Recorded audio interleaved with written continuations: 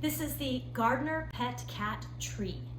And as you can see, my cat loves it. He's a large cat and he fits comfortably in every section. And all it takes is this tiny little tool to put it together.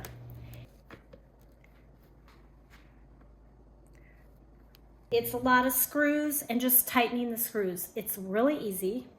And it comes with this book, which shows you step by step how to put it together.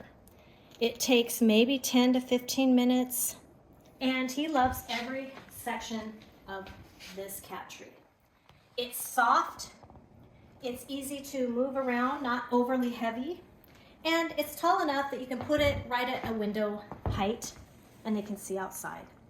Great places for them to hide in.